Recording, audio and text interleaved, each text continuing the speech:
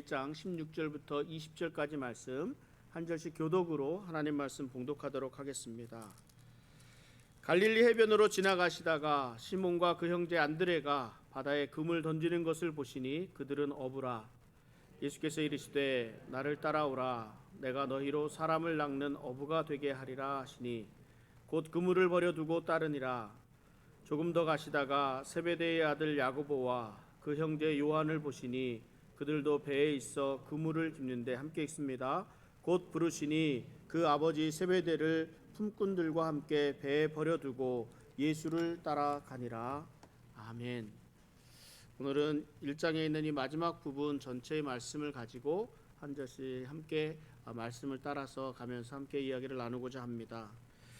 1998년에 미국 LPGA 게임이 있었습니다. LPGA에서 주관하는 US 오픈 골프 경기 대회에는 박세리 선수와 또 우리나라 박세리 선수와 태국의 추아 시리폰 선수의 연장까지 가는 그런 혈투가 있었습니다. 그 결과 박세리 선수가 우승을 해서 끝이 났습니다. IMF로 인해서 나라가 전체적으로 힘든 상황에 있었지만 그때 박세리 선수의 투혼은 모든 국민들에게 감동을 주고 희망을 주었습니다. 그 장면이 지금까지도 계속해서 보여지고 있습니다. 연장전을 하는 가운데 박세리 선수의 공이 물 옆 해저드에 놓여 있게 되었습니다. 이때 양말을 벗고 물속에 들어가서 그 공을 치는 모습은 정말 감동적이었습니다. 특별히 그 양말을 벗었을 때 새까맣게 탄 종아리와 더불어 벗은 양말의 하얀 자국들이 얼마나 많은 시간 연습을 해왔는지를 그대로 보여주는 그 장면이 우리 국민들의 심장을 울리는 감동적인 순간으로 남아 있습니다. 그리고 이어서 우승하게 되기까지 온 국민에게 큰 희망을 주고 감동을 준 장면은 지금까지도 계속 보여지고 있습니다.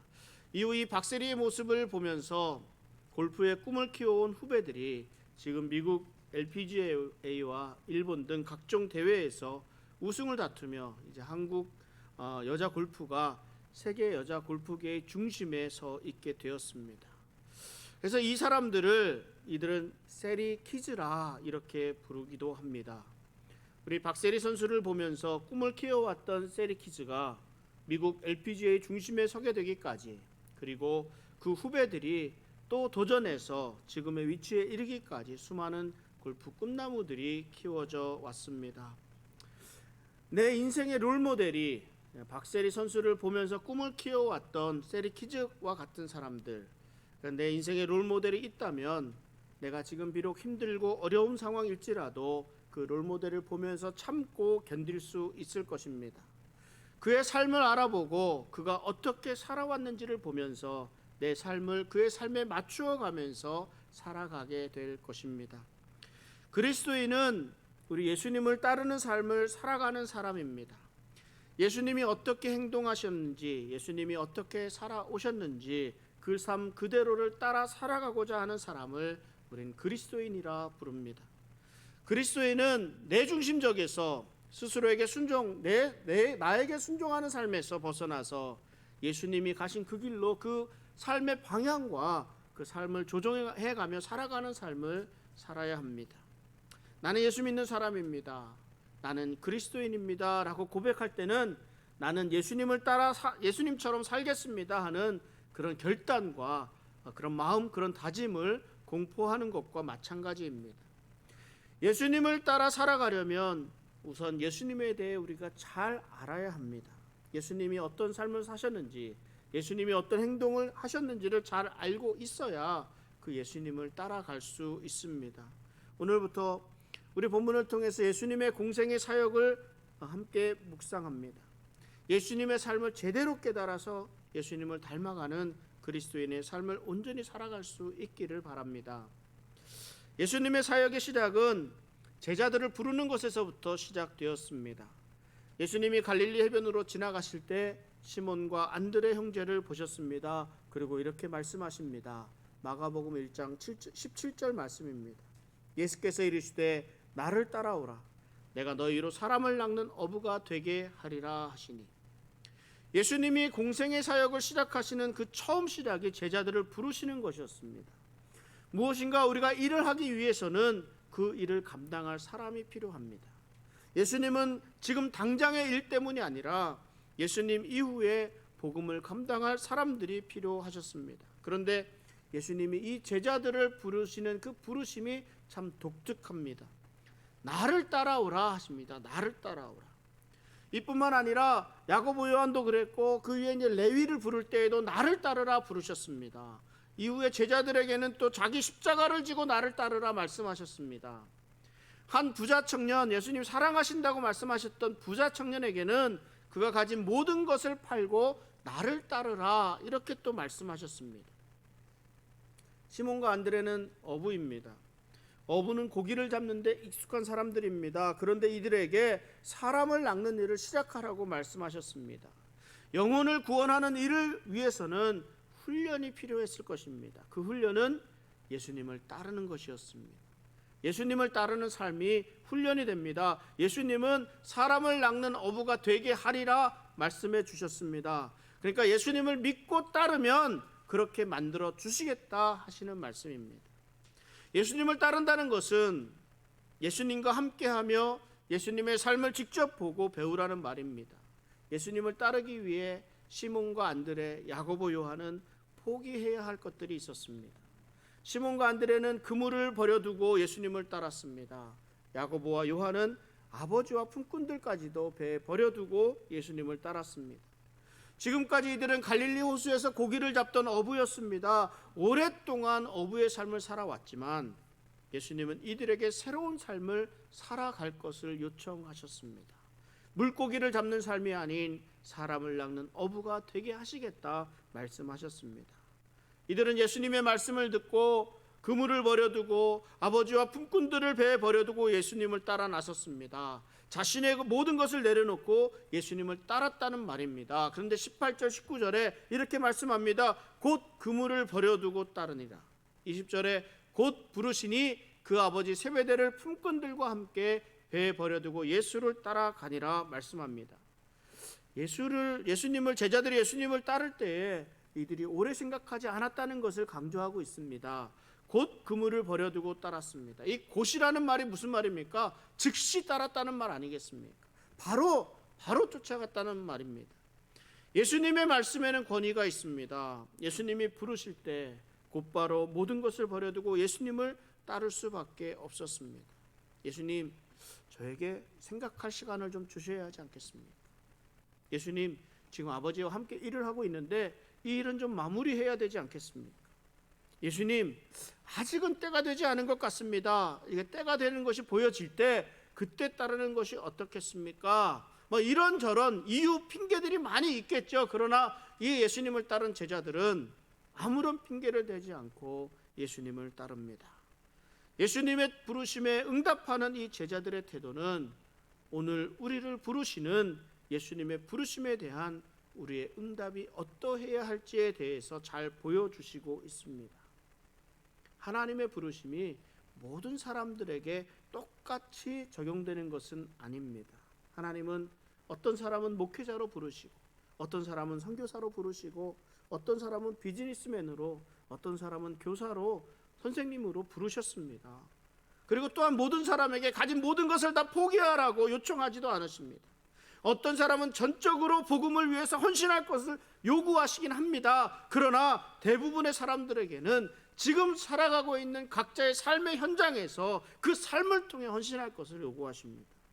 각자의 처한 상황 속에서 그리스도인의 모습으로 섬길 것을 말씀하십니다. 그러므로 우리가 잘 생각해 봐야 합니다. 하나님의 부르심에 어떻게 응답해야 할 것인지, 내가 그 부르심으로 인해서 내가 포기해야 될 것, 내가 버려야 될 것이 무엇이 있는지를 잘 생각해 보아야 합니다. 그러니까 하나님은 어떤 분에게는 내가 가장 좋아하는 것을 내려놓도록 요구하시기도 합니다. 그럼 반면에 어떤 분에게는 내가 가장 좋아하는 것, 그것을 이용해서 헌신할 것을 요구하시기도 합니다. 그러니까 하나님의 부르심이 모두 똑같을 수는 없습니다. 내게 향한 하나님의 뜻이 무엇인지를 바르게 아는 것이, 잘 아는 것이 필요합니다. 그래야 하나님이 원하시는 삶을 살아갈 수 있습니다. 예수님을 따르는 삶을 제대로 살아갈 수 있게 됩니다. 이 제자들을 부르신 예수님이 가버나움으로 향하셨습니다. 가버나움은 갈릴리 호수 인근에서 가장 발달한 도시 가운데 한 곳입니다. 로마의 군대가 들어와 있기도 합니다. 로마의 군대가 들어와 있다는 것은 이방인들이 함께 들어왔다는 것을 말하고, 이방인들이 함께 들어왔다는 것은 그곳에 우상들 또한 만연해 있었다는 것을 또한 가르쳐 주고 있기도 합니다. 예수님은 안식일에 가버나움의 회당에 들어가셔서 가르치셨습니다. 예수님의 가르치심을 들은 사람들은 예수님의 교훈에 놀랐다고 기록하고 있습니다. 예수님의 가르치심에 권위가 있다고 고백합니다. 그런데 이때 회당에서 문제가 일어납니다. 회당에 더러운 귀신 들린 사람이 있었는데 그 귀신 들린 사람이 이렇게 소리칩니다. 마가복음 1장 24절 말씀입니다. 나사렛 예수여, 우리가 당신과 무슨 상관이 있나이까? 우리를 멸하러 왔나이까? 나는 당신이 누구인 줄 아노니 하나님의 거룩한 자니이다. 회당에서 예수님의 가르침을 받고 있었던 사람들은 아무도 예수님이 누구인지 알지 못했습니다. 예수님이 누군지 모르는데 어떻게 이렇게 권위 있게 가르치시는가 놀랄 뿐이었습니다. 그런데 귀신들은 예수님을 알아보았습니다. 나사렛 예수여, 하나님의 거룩한 자라고 예수님을 부릅니다. 예수님께서 말씀만으로 이 귀신들을 굴복시키셨습니다. 잠잠하라 하셨습니다. 저는 이 부분이 정말 멋있습니다. 예수님이 잠잠하라 귀신들에게. 이외에도 폭풍우 가운데서 몰아치는 폭풍우에게도 예수님이 잠잠하라 이렇게 하시잖아요. 이 모습이 얼마나 멋있는지 모릅니다. 귀신은 예수님의 이 잠잠하라는 말씀을 듣고 그 마지막 발악을 한 후에 그 사람에게서 큰 소리를 지르면서 나왔습니다. 예수님이 귀신을 쫓아내신 사건을 통해서 저는 두 가지 면에서 집중해서 보게 되었습니다. 그 한 가지는 이 귀신이 지금 귀신 들린 자가 있는 곳이 어디입니까? 회당입니다. 회당은 하나님께 예배를 드리는 곳입니다. 하나님의 말씀을 배우는 곳입니다. 하나님의 말씀을 연구하고 묵상하고 하는 사람들이 항상 모여서 교제하는 곳입니다. 그럼에도 불구하고 더러운 귀신 들린 자가 이 회당에 자리 잡고 있습니다. 우리가 교회에 온다고 해서 이 교회는 안전하다 이렇게 생각하면 안 될 것입니다. 우리의 영적 싸움은 우리가 교회에 있든 우리가 삶의 현장에 있든 어느 곳에 있든 우리의 영적 싸움은 계속됩니다. 내가 어떻게 준비되어 있는가에 달린 문제이지 사단으로부터 안전지대다라는 것은 사실 없습니다.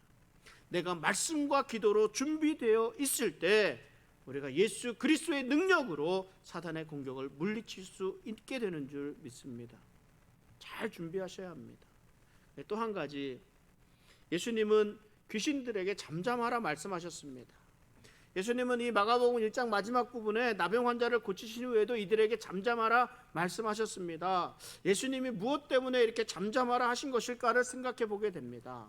예수님이 복음을 전하기 위해 오시고 사역을 이제 시작하시면 오히려 소문을 더 내도록 해야 되는 것 아닌가 이런 생각이 들었습니다. 복음을 전하기 위해 오셨는데 아무 말도 하지 말고 잠잠하게 있으라, 이거 좀 이해가 안 되는 그런 부분이었습니다. 그러나 예수님이 복음을 전하기 위해 오셨기 때문이라는 이유가 더 설득력이 있게 들려지는 부분이 있습니다. 예수님은 하나님 나라의 복음을 전하기 위해 이 땅에 오셨습니다. 이 땅의 많은 사람들에게 어떠한 신적인 권위를 드러내기 위해 오신 것이 아닙니다. 인기를 많이 얻기 위해서 오신 것이 아니었습니다. 그러나 사람들이 기다리던 메시아는 어떤 모습입니까? 정치적인 지도자의 모습이었습니다. 자기들을 이끌어서 로마로부터 독립할 수 있는, 자유를 누리게 할 수 있는, 열광할 수 있는 그런 메시아를 사람들은 기다리고 있었습니다. 예수님은 십자가에 대한 적절한 이해 없이 예수님의 그런 신적인 능력만이 드러나는 것, 이것을 원하지 않으셨습니다. 자신들을 위해 십자가에서 달려 죽으신 예수님을 이해하지 못한 채 예수님이 하나님의 아들로서 신성만을 기억하게 되는, 이것이 전파되는 일들은 참 무의미한 일이 되고 맙니다. 그러니까 예수님의 제자들조차도 예수님이 부활하실 때까지 이 부분을 제대로 이해하지 못하고 있는 겁니다. 사람들은 예수님을 제대로 알지 못합니다. 그러나 귀신들은 예수님을 알아봅니다. 자신들을 멸할 수 있는 자요 하나님의 거룩한 자임을 알고 있습니다. 그런데 귀신들이 알고 있다고 해서 구원받는 것은 아니라는 것을 알아야 합니다. 이 사실을 우리가 분명히 해야 합니다. 야고보서 2장 19절에 이렇게 말씀합니다. 내가 하나님은 한 분이신 줄을 믿느냐? 잘하는도다. 귀신들도 믿고 떠느니라. 그러니까 우리가 알고 있는 것에서 멈추어서는 구원받을 수가 없습니다. 예수님을 믿고 하나님의 아들이신 예수님을 받아들여야 합니다. 그리고 우리의 삶이 그 주님을 향한 삶으로, 예수님을 따르는 삶으로 변화되어야 합니다. 예수님은 이 공생애를 시작하시는 시점에서 광야에서 사단의 유혹을 받으셨습니다. 인간의 몸을 입으셨기 때문에 그 유혹이 얼마나 치명적이었는지 모릅니다. 그럼에도 불구하고 예수님은 하나님의 말씀으로 그 유혹을 물리치셨습니다. 이제 예수님이 본격적인 사역을 시작하시면서 영적인 싸움을 수행하십니다. 악한 영들에게 붙들린 자들과 싸우십니다. 마가는 이 마가복음을 통해서 예수님이 귀신을 쫓아내는 이야기를 굉장히 많이 기록하고 있습니다. 그런데 예수님이 귀신을 쫓아내시는 장면을 보면 예수님이 귀신을 막 힘들게 쫓아내시는 것이 없습니다. 그저 말씀 하나면 충분했습니다. 잠잠하라, 나오라, 이렇게 말씀으로 명령하시면 충분했습니다. 여러분, 겉으로 드러난 이 사단의 능력은 참 대단합니다. 세상이, 우리들 주변에 살고 있는 온통 세상이 다 사단의 그 지배하에 들어가 있는 것만 같습니다. 사단의 통제하에 있는 것만 같습니다. 그래서 오죽하면 공중권세 잡은 자라고 이야기까지 하겠습니까? 그러나 예수님의 능력이 사단보다 절대적인 우위에 있음을 알아야 합니다. 예수님이 귀신을 쫓아내시는 이 과정들은 예수님이 귀신과 이 사단의 세력보다 절대적 우위에 계시다는 것을 잘 증명해 주고 있는 부분들입니다. 예수님께서 잠잠하라 하셨는데 왜 그랬을까 말씀을 드렸습니다. 그래서 마가복음 1장에서는요, 예수님의 인기가 어느 정도인지를 틈틈이 기록하고 있습니다. 어떻게 기록하냐면 예수님의 소문이 온 갈릴리에 퍼지더라. 온 동네가 그 문 앞에 모였더라. 이 일을 많이 전파하여 널리 퍼지게 하였더라. 이런 식으로 예수님이 베푸신 일로 인해서 예수님의 인기가 어느 정도까지 올라가는지를 자세하게 말씀하고 있습니다. 예수님이 염려하신 부분이 바로 이 부분입니다. 예수님은 이 사람들이 진정한 메시아의 모습이 어떤 모습인지를 알기 원하셨습니다. 그러나 사람들이 열광하는 부분은 예수님이 베푸신 능력뿐이었습니다. 예수님의 가르치는 권위 있는 가르침 때문이었습니다. 이들에게 아직 예수님의 십자가의 사랑은 전하지도 못했는데 말입니다.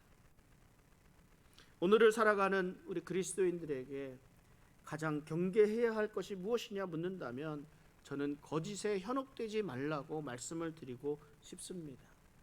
우리에게 익숙해 있는 세상의 가치들과 비교하고 평가하지 말고 하나님의 말씀을 원칙으로, 하나님의 말씀을 중심으로 바로 서 있을 수 있어야 할 것입니다. 이 일 후에 예수님이 야고보, 요한과 함께 시몬과 안드레의 집으로 들어가셨습니다. 집에는 시몬의 장모가 열병으로 누워 있었습니다.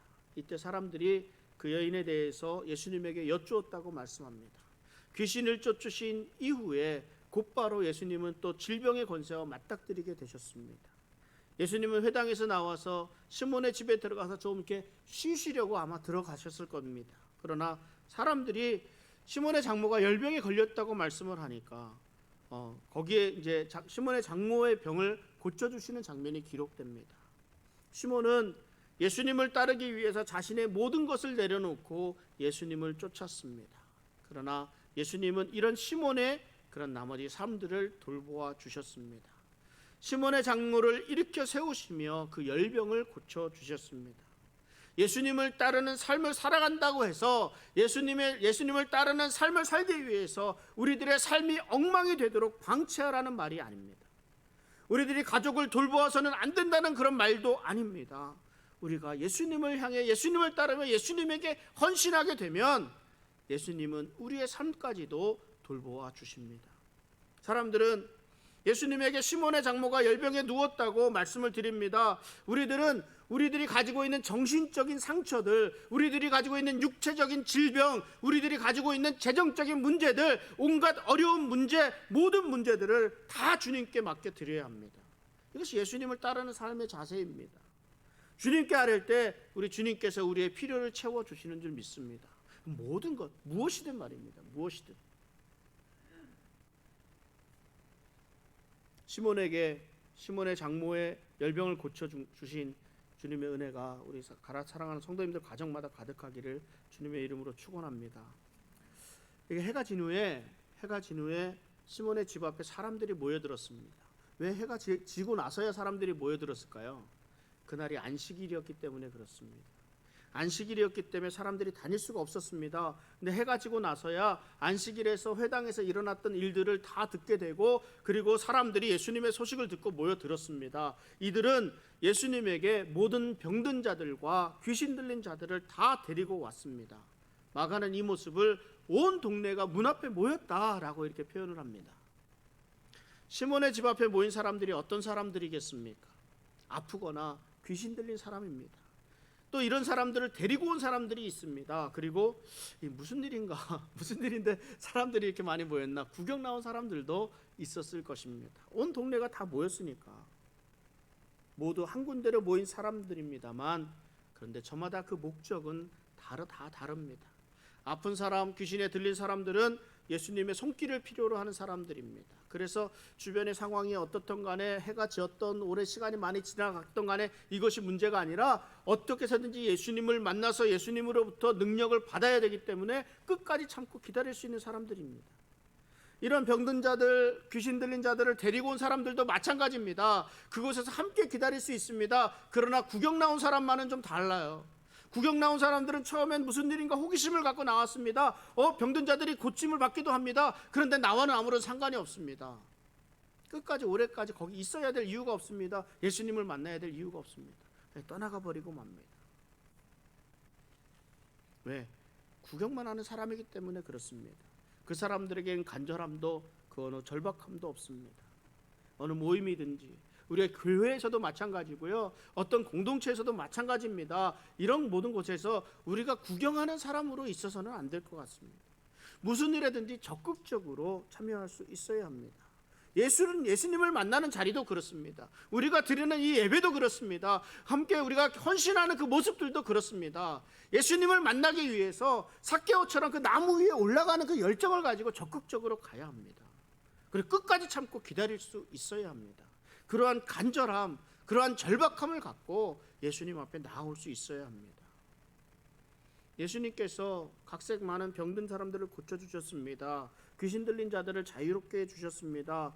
이때도 예수님은 이 귀신들이 예수님을 알아보자 그 말하는 것을 금하셨습니다. 예수님은 사람들이 귀신의 말을 듣고 예수님 알기를 원하지 않으셨습니다. 귀신의 시간표대로가 움직이는 것이 아니라 하나님의 시간, 하나님의 때에 하나님의 뜻대로 나타나기를 원하셨습니다. 하나님의 시간표에서는 예수님이 위대한 왕으로 영광받을 존재로서 드러나는 것 이전에 고난받으시는 종의 모습으로 먼저 사람들이 알기를 원하시는 것이었습니다. 예수님께서 이 시간들을 보내신 하루의 시간표를 다시 한번 돌아봅니다. 안식일 아침에 회당에 가셨습니다. 그래서 가르치시고 그 회당에서 귀신 들린 자에게서 귀신을 쫓아내셨습니다.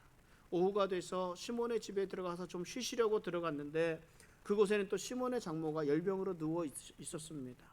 그래서 시몬의 장모의 열병을 고쳐주셨습니다. 해가 지고 저녁이 되고 해가 지게 되니까 안식일이 끝나게 되었습니다. 그때 많은 사람들이 또 시몬의 집에 모여들었습니다. 예수님은 각종 병든 자들의 병을 고쳐주시고 또 귀신 들린 자들에게서 귀신을 쫓아내 주셨습니다. 그리고 그 이튿날 새벽에 날이 밝기도 전에 예수님은 일어나셔서 한적한 곳에 가서 기도하셨습니다. 안식일 하루를 얼마나 힘들게 지내셨는지 모릅니다.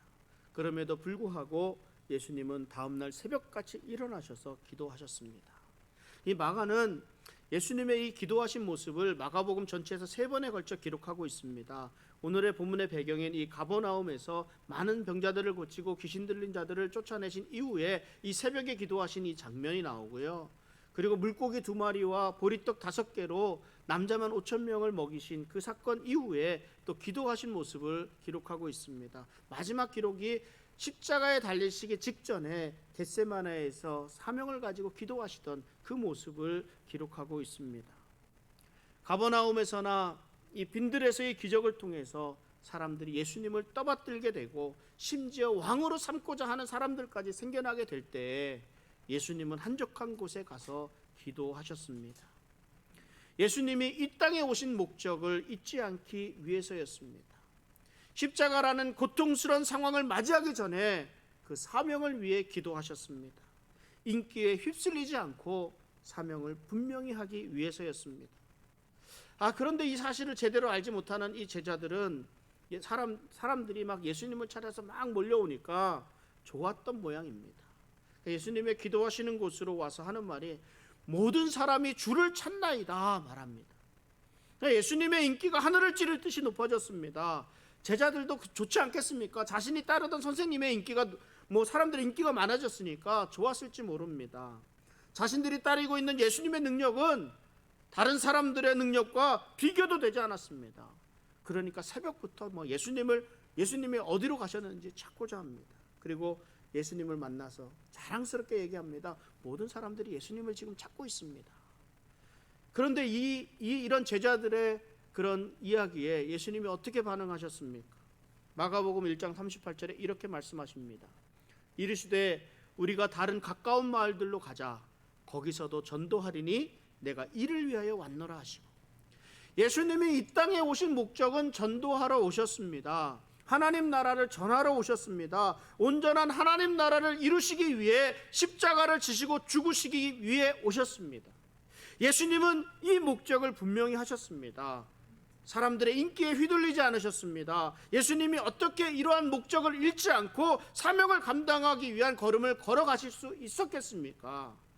예수님은 기도하셨습니다. 예수님 기도하셨습니다.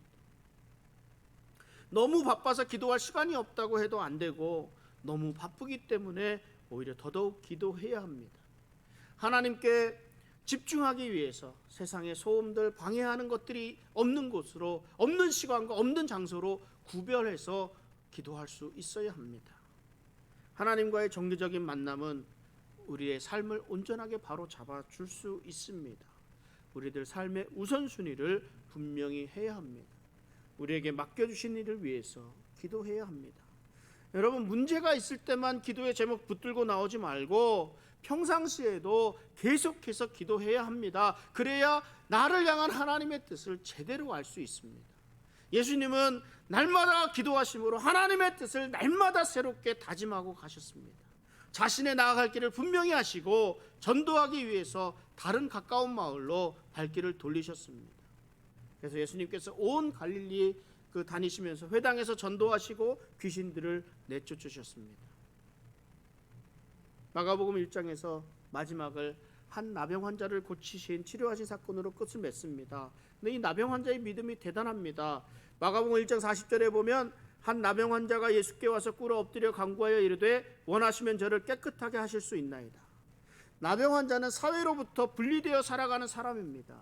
이런 사람이 예수님께 나와서 무릎을 꿇었다는 사실 자체만으로도 대단한 용기를 낸 것입니다.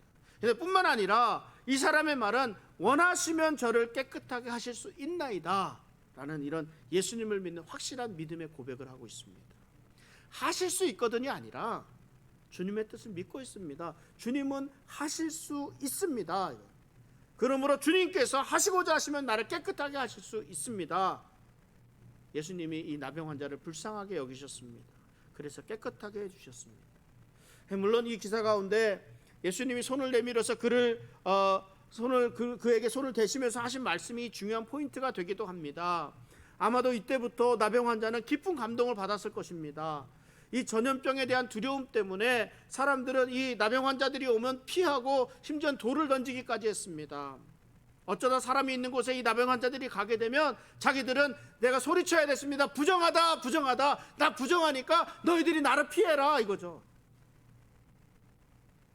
이런 여러 가지 일들 나병 환자의 깊은 상처가 되었을 것입니다. 그런데 예수님은 이 나병 환자에게 손을 대시면서 이르시되 내가 원하노니 깨끗함을 받으라 말씀하셨습니다. 곧 나병이 깨끗하게 되었습니다. 예수님이 이 사람에게 엄중하게 경고합니다.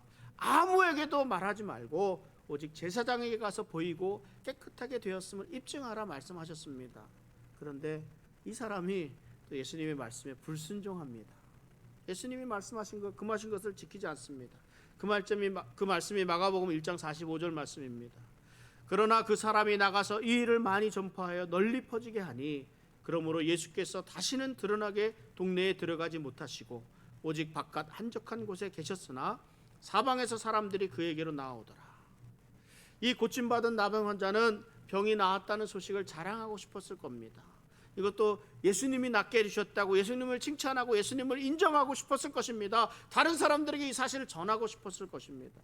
그런데 이 일이 오히려 결과적으로는 예수님의 하시는 일에 방해가 되었습니다.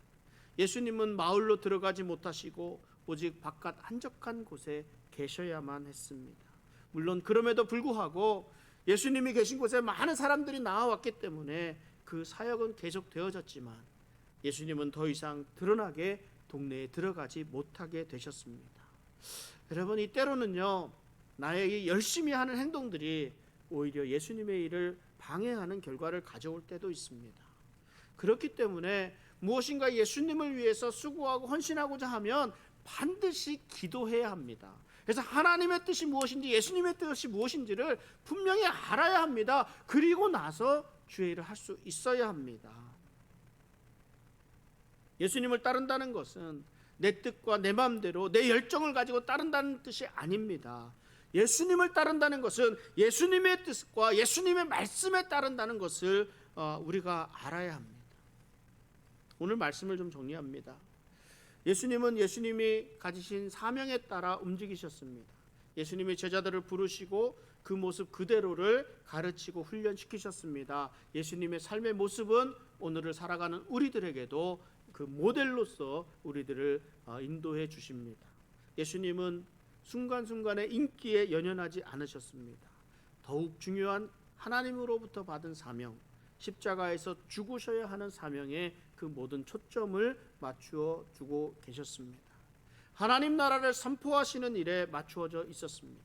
그러므로 귀신들에 의해서 병 고침 받은 자들에 의해서 예수님의 소문이 퍼지는 것을 금하시기도 하셨습니다. 사람들이 예수님에 대해서 잘못 알게 되는 것을 원하지 않으셨기 때문입니다. 예수님은 사람들의 필요를 채워 주셨습니다. 가까이는 시몬의 장모의 열병을 고쳐 주셨고 또 용기 내서 나온 나병 환자의 믿음을 보시고 불쌍히 여기며 깨끗하게 하여 주셨습니다. 귀신 들린 자를 내쫓으시며 자유롭게 해 주셨습니다. 각종 병든 자의 병을 고쳐 주셨습니다. 필요함을 채워 주셨습니다. 우리가 예수님을 따르는 삶을 살아간다는 것, 이것은 주님 가신 십자가의 길을 걷는 것과 같습니다. 순간순간의 일에 일희일비하는 삶이 되어서는 안 됩니다. 예수님이 보여주셨던 것과 같이 매일매일 기도함으로 우리의 삶을 바르게 세울 수 있어야 합니다. 또한 다른 사람들에 대한 불쌍히 여기는 마음을 가지고 다른 사람들, 다른 모임, 교회를 위한 그런 필요한 모든 일을 그 필요를 채울 수 있어야 합니다. 예수님 가신 그 길, 예수님을 따라 온전히 순종하면서 우리 함께 나아갈 수 있는 성도의 삶 되시기를 주님의 이름으로 축원합니다. 기도하겠습니다.